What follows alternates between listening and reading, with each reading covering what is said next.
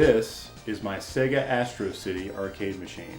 This is probably the most important piece in my collection, and the piece that I've had the longest.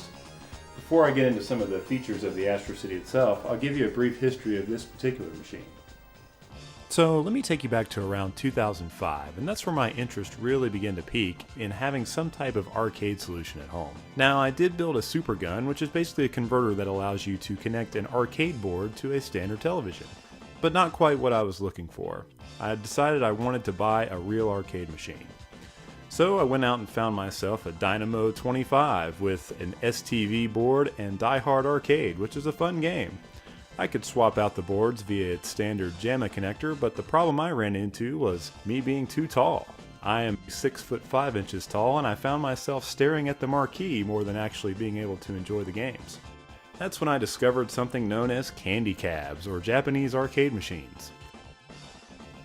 These machines are designed to be played while sitting and are more comfortable for me. So in the fall of 2007, I found a Sega Astro City candy cabinet in Miami, Florida. Me being in Montgomery, Alabama at the time, that was about a 12-hour drive each way. So I saddled up with a buddy in an old Suburban and drove down there in a weekend.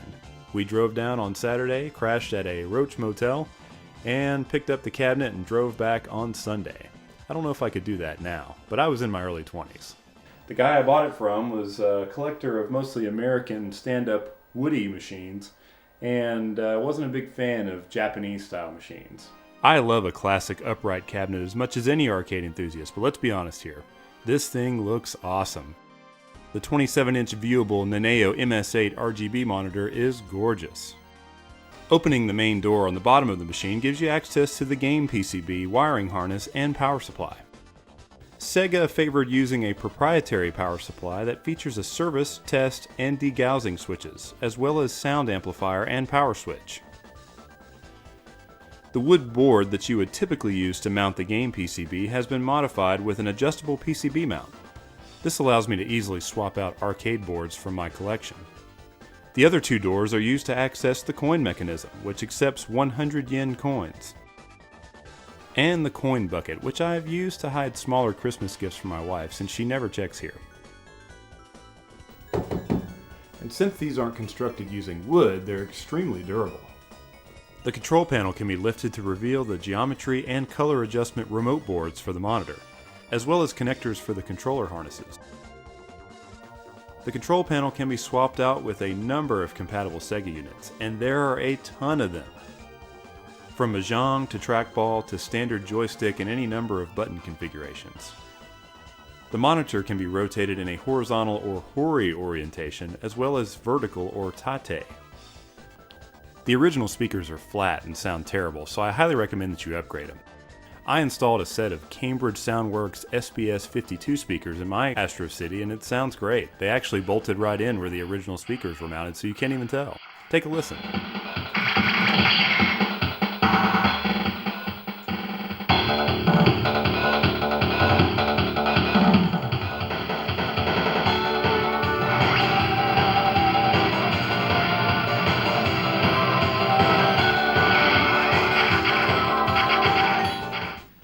So, would I recommend a candy cab? Yes, absolutely yes. They can be a little difficult to come by depending on where you're located.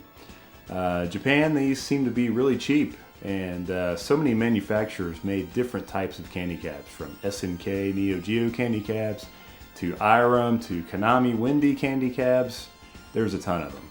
So you have a lot of options.